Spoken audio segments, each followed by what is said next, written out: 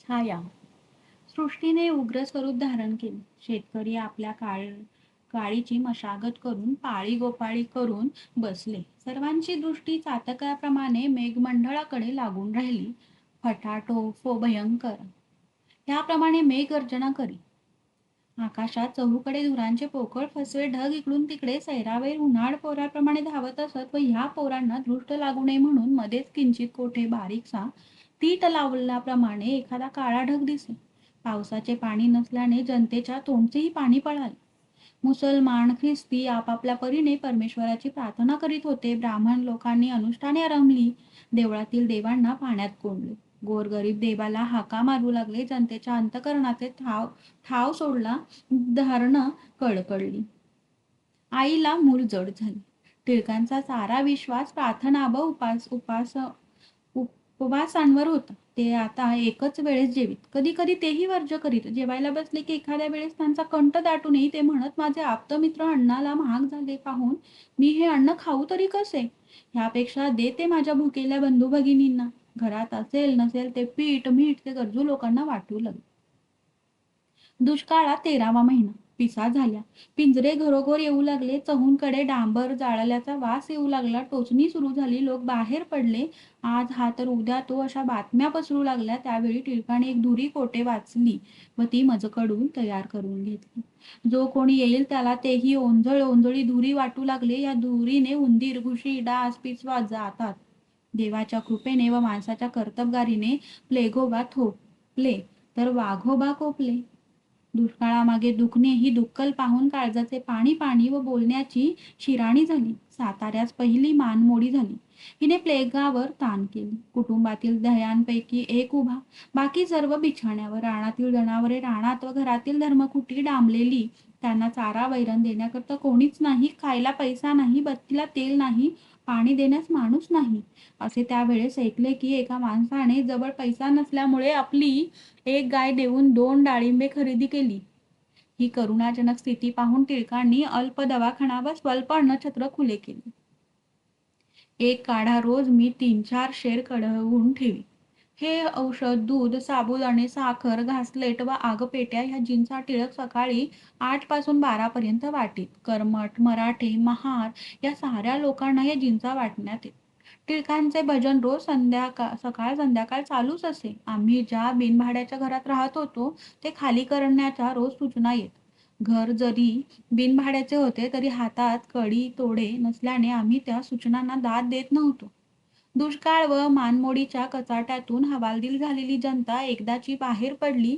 या दिवसात टिळकांनी पुष्कळ अभंग लिहिले. दत्तूच्या लहानपणापासून मला पोटदुखीचा त्रास आहे व एखाद्या वेळी ही फारच उचल खाते. त्याप्रमाणे माझे पोट दुखत होते. टिळक पहाटे उठत व आधी शेगडी पेटवून माझ्या खाटेखाली ठेवीत. नंतर आपण चहा घेत. अलीकडे टिळक माझ्याजवळ फार बोलत. म्हणजे तसा त्यांचा माझ्याशी पूर्वी आबोला होता असा अर्थ नाही. आता म्हणजे त्यांना वेळ नसूनही ते वेळात वेळ काढून येऊन माझ्याशी बोलत बसत. मला त्यांचे बोलणे मुळीच आवडत नसे. मी कधी त्यांना हुंकारे देत असे तर कधी म्हणे, पुरे तुमचे ते हे चराट. मला ते मुळीच आवडत नाही. कशी वेळ येईल ठाऊक नसते. नेहमी शुभ बोलावे. घराभोवती देवाचे दूत असतात. ते असतू असतू म्हणतात.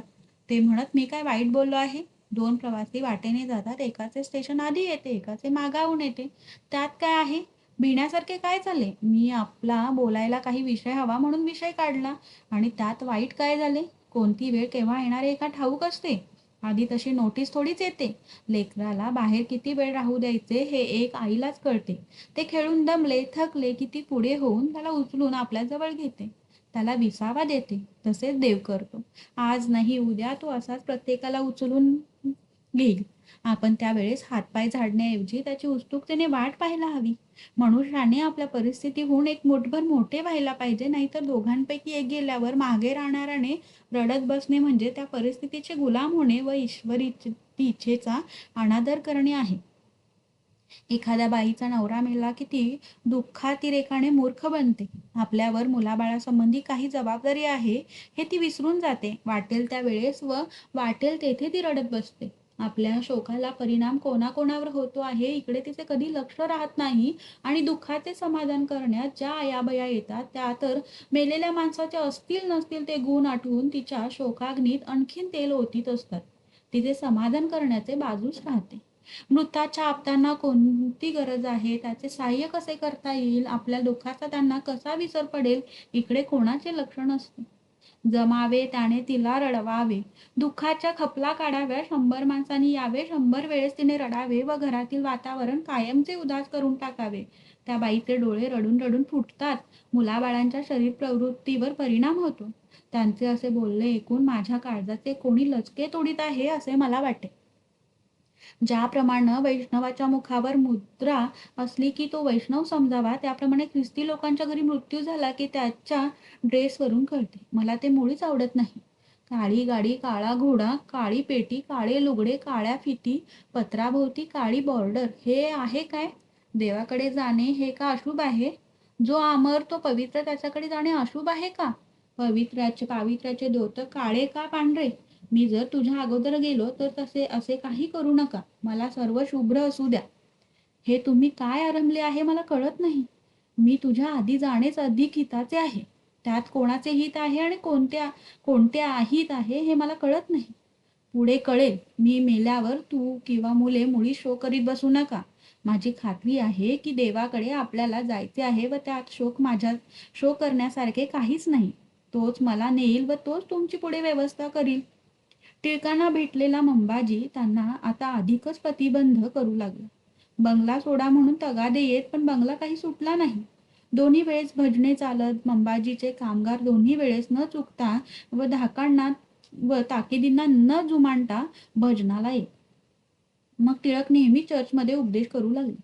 त्यावेळी चर्चची निराळी इमारत नसल्याने उपासना शाळेतच भरे व हेच देऊळ समजण्यात येईल. पण शाळा मंबाजीच्या ताब्यात, तेव्हा वारंवार ती बंद करी. टिळक म्हणत, शेरावाशाचे का होईना पण स्वतःचे तुमच्या हातांनी बांधलेले मंदिर तुम्ही बांधा. एक भुक्त राहा, हाल सोचा, पण स्वतःचे मंदिर बांधा. दुसऱ्याच्या ओंजळीने किती दिवस पाणी पिणार? ताटाखालची मांजरे किती दिवस राहणार?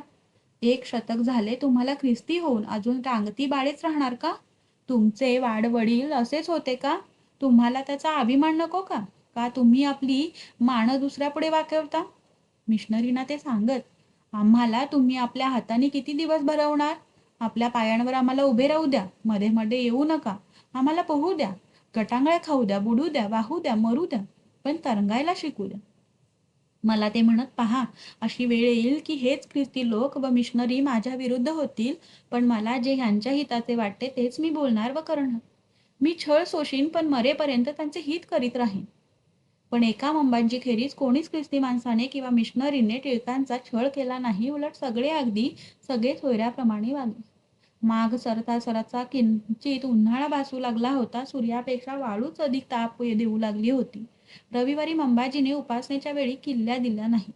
शाळा बंद. मंबाजीचा निश्चय की आज काही झाले तरी किल्ल्या द्यायच्या नाही. मंडळी टिळकांकडे सांगायला आली, आज स्वर्गाची द्वारे बंद झाली. टिळक म्हणाले, होऊ द्या. देव देवळात राहत नाही. जेथे कोठे दोघे तिघे एका दिलाने मज करता जमाल तेथे मी आहे असे प्रभू म्हणतो आहे. चला, आपण मैदानात झाडाखाली मंदिर उघडू. टिळक निघाले. त्यांच्या मागे मंडळी निघाली. मंबाजीने दुरून हे पाहिले. लागलीच एक मुलगा धावत धावत किल्ली घेऊन या मंडळींच्या मागे आला व त्याने सर्वांस मागे फिरवले. जे बंद होते ते देवाचे मंदिर खुले झाले. त्या दिवशीच्या टिळकांच्या भाषणाने मंडळींचे डोळे ओले झाले. त्यांच्या उपदेशाचे प्रतीक, दास म्हणे ख्रिस्ता तुझ्या कंथेवरी, मला जागा करी थोडीकीशी, हे होते.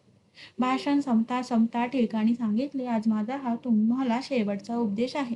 मी पुन्हा या मंदिरात पाय टाकणार नाही. मी येथून जाईन तो पुन्हा या साताऱ्यात पाणी पिणार नाही. लोक रडू लागले. टिळकांचे म्हणणे खरे झाले. तो त्यांचा त्या मंदिरातील शेवटचा उपदेश ठरला. परंतु परमेश्वराची योजना किती विलक्षण असेल. ज्या साताऱ्याच्या मंडळींना उपदेशासाठी शाळेत जमावे लागे, त्याच साताऱ्याच्या मंडळींना टिळकांच्या मृत्यूनंतर एक नवीन सुंदर मंदिर मिळाले व त्या मंदिराचे नाव टिळक स्मारक मंदिर ठेवण्यात आले. ज्याप्रमाणे एखादा लबाड माणूस आपले कार्य साधण्यासाठी काहीतरी कारण शोधित असतो, त्याप्रमाणे मृत्यूला काहीही कारण पुरते.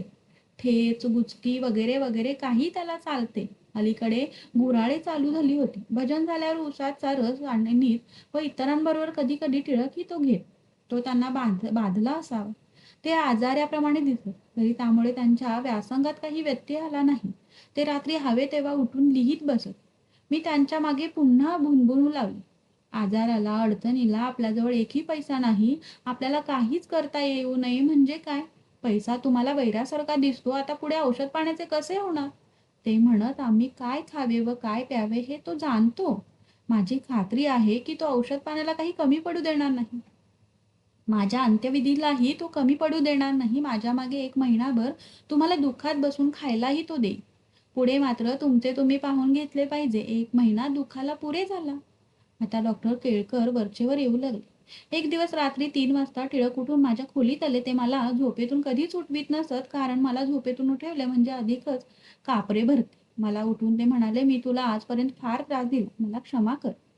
आज तुम्हाला त्याची काय आठवण झाली? तुम्हाला काही होते की काय? मी घाईघाईने उठून शेगडी पेटवली व शेजारी धनाजीकडे जाऊन त्यांना उठवले. आम्ही परत आलो तो टिळक लिहित बसले होते. कसे वाटते गुरुजी? बरे आहे. धनाजी गेले व मीही निघले. रात्री बसून टिळकाने आपले मृत्यूपत्र तयार केले. जवळ एक दिडकी नसताना टिळकाने मृत्यूपत्र कसले केले असे वाटले म्हणून त्यातील काही भाग खाली दिला आहे. ह्याची एक नक्कल दत्तूकडे पाठवली, एक मिशनकडे पाठवली व एक स्वतः जवळ ठेवली. देवावर, ख्रिस्तावर व सौंदर्यावर. सौंदर्याची माझी स्वतःची काही कल्पना आहे. जर माझे खरेखुरे प्रेम नसते, येशूवर जर मी प्रेम करणारा नसतो, तर मी काही वेगळाच मनुष्य झालो असतो. याचे कारण माझे जीवितासंबंधी असलेले विशिष्ट मत, कीर्ती किंवा अपकीर्ती मला बुडबुड्यासारखी वाटते. माझ्या मृत्यूनंतर माझी अपकीर्ती केल्याने जर मनुष्याचा कार्यभाग होणार असला, तर त्यांनी ती खुशाल करावी. मला त्याचे काही वाटत नाही. कालमर्यादा ही माझी जीविताची व्याख्या नाही, तर उपयुक्त कार्यकर्तृत्व ही आहे. उपयुक्त कार्य जर माणसाच्या हातून होत नसेल, तर त्याने मरावे हे बरे. मला जगात जिकडे तिकडे एकतर सौंदर्य किंवा कुरूपता या 2 गोष्टी मात्र दिसतात. सौंदर्यावर माझी आवड आहे म्हणून मी त्याच्यावर प्रेम करतो. ख्रिस्तावर माझे एवढे प्रेम असण्याचे कारण तो अशा सौंदर्याचा सागर आहे. नव्हे, सौंदर्य सर्वस्व आहे. तो स्वतःच ह्या सौंदर्याचा पुतळा आहे. स्वर्ग प्राप्तीच्या आशेने किंवा नरक प्राप्तीच्या भीतीने कोणाला या सौंदर्यावर खरेखुरे प्रेम करता येणार नाही. प्रेम निरीच्छा आहे. माझी या सौंदर्यावर आवड आहे म्हणून मी त्याच्यावर खरेखुरे प्रेम करतो. स्वर्ग व नरक या 2 अवस्था असून आत्मा या दोहोतून एका अवस्थेप्रत जातो, असे माझे मत आहे. या मताच्या मनुष्यामधून जर ख्रिस्ताचे वास्तव्य नाहीसे झाले, तर तो माणूस अगदी भयंकर बनेल. ज्या ठिकाणी माझे ज्या अस्थी ठेवण्यात येतील, तेथे जर एखादी कबर उभारावी अशी माझ्या आप्तमित्रांची इच्छा असली, तर त्यांनी त्या कबरेवर पुष्कळ अजुनी उना, प्रभू मी पुष्कळ अजुनी उना हा चरण कोरा. माझ्या नावाचे पूर्वी त्यांनी रेव्हरंड अगर, मिस अगर, रा यातले कोणतेही उपपद लावू नये. त्यांनी NV टिळक असे इंग्रजीप्रमाणे लिहू नये, तर मराठीत नारायण वामन टिळक असे लिहावे. माझ्या आप्तमित्रांना माझे असे कळकळीचे सांगणे आहे की कवी किंवा एखादा सन्मानदर्शक शब्द माझ्या नावापूर्वी न घालण्याची त्यांनी अवश्यच खबरदारी घ्यावी. देवाज्ञा कधी होईल हे काही कोणाला सांगता येत नाही व तिचा उगाच कुणीही विचार करत बसू नये. देवाज्ञेला मी कधीही मृत्यू म्हणणार नाही, कारण ती देवाची आज्ञा आहे. देवाचे बोलावणे आहे, ती नवजीवन जागृती आहे. या मृत्यूचा विचार माझ्या मनात आला तर तो मला कधीही निरुत्साही करीत नाही.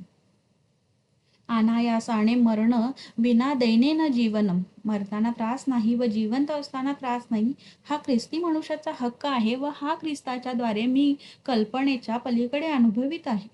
मी जितकी आपल्या देशावर प्रीती करतो, तितकी मी आपल्या आईबापांवर, बायकोवर, लेकरांवर, मित्रांवर, फार काय स्वतःवरही केलेली नाही असे मला वाटते. हिंदी ख्रिस्ती धर्माला आपल्या चर्चेसची वृद्धी करण्याचा, त्यांना खरेखुरे स्वतंत्र चैतन्यपूर्ण करण्याचा अगदी सान्निध्यास लावावा. आपल्या मृत्यूनंतर आपल्या शरीराचे दहन करावे. प्रेतयात्रेच्या वेळी काळा रंग वर्ज करावा.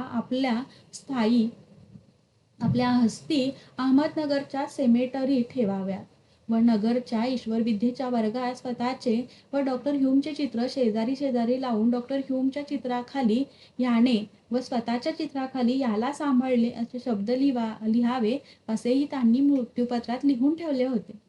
मिसेस ली म्हणजे डॉक्टर ह्यूमची मुलगी सातारा